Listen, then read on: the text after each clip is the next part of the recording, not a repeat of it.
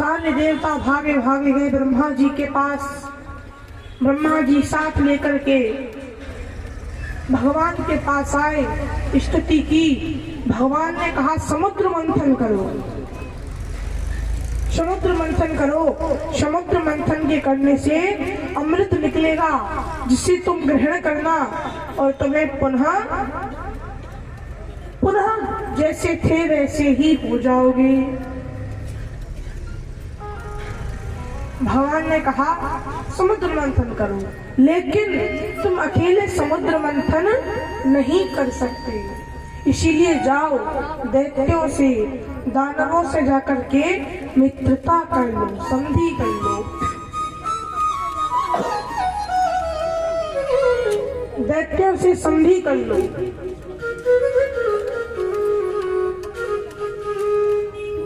भगवान ने कहा देवताओं, जाकर के दैत्यों से मित्रता कर लो। सारे देवता गए दैत्यराज बलि के पास, मित्रता का प्रस्ताव रखा। कहा देखिए, हम दोनों भाई मिलकर के समुद्र मंथन करेंगे और समुद्र मंथन में से अमृत निकलेगा, आधा आधा हम दोनों बांट लेंगे। दैत्य मान गए, कहा ठीक है, हम समुद्र मंथन करवाएंगे, आधा आधा अमृत ले लेंगे।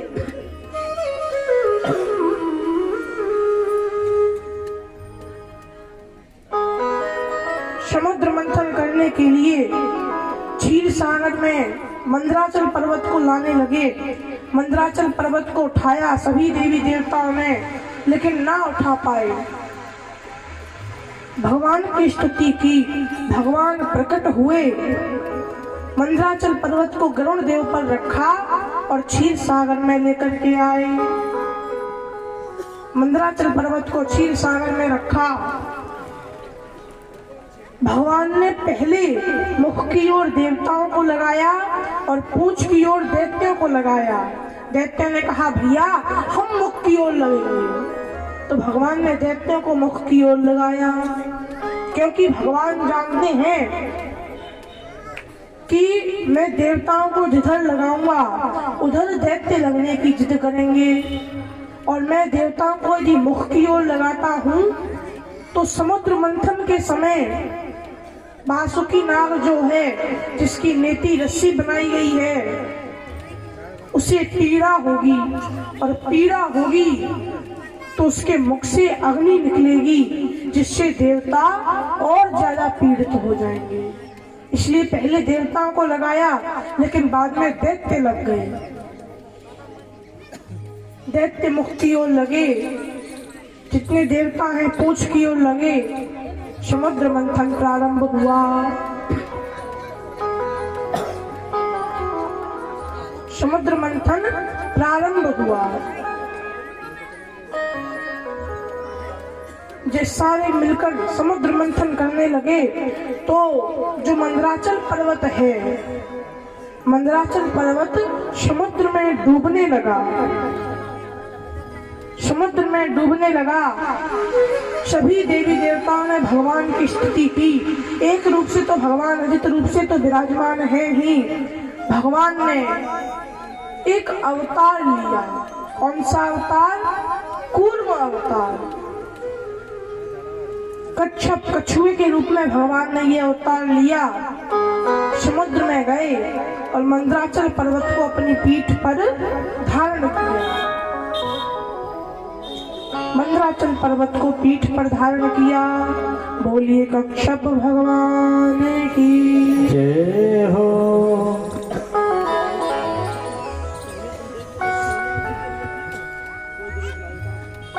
कच्छप रूप में भगवान ने अवतार लेकर मंदराचल पर्वत को अपनी पीठ पर धारण किया और अब श्री सुखदेव जी महाराज कहते हैं, परीक्षित समुद्र मंथन प्रारंभ हुआ। समुद्र मंथन में से कुल 14 दिव्य रत्न निकले। 14 दिव्य रत्न। देखो, समुद्र मंथन किसके लिए किया था? अमृत पाने के लिए। लेकिन जब समुद्र मंथन हुआ, अमृत तो निकला नहीं, सबसे पहले विष निकल गया। हलाहल विष निकला। तो सारे देवता, प्रजापति, गंधर्व, दानव सब घबराने लगे, अब क्या किया जाए? ये विष किसे दिया जाए? या तो कोई इसे ग्रहण करने वाला हो, अन्यथा ये तीनों लोगों को समाप्त कर देगा। कौन है ग्रहण वाला? किसे दिया जाए? सारे देवी देवता मिलकर के गए भगवान शिव के पास, भोले बाबा की स्तुति गाई। हे प्रभु, देव देव महादेव, भूतात्मन भूत भावनः, त्राहि मः शरणापन्ना, त्रैलोक्यद्विषमाः।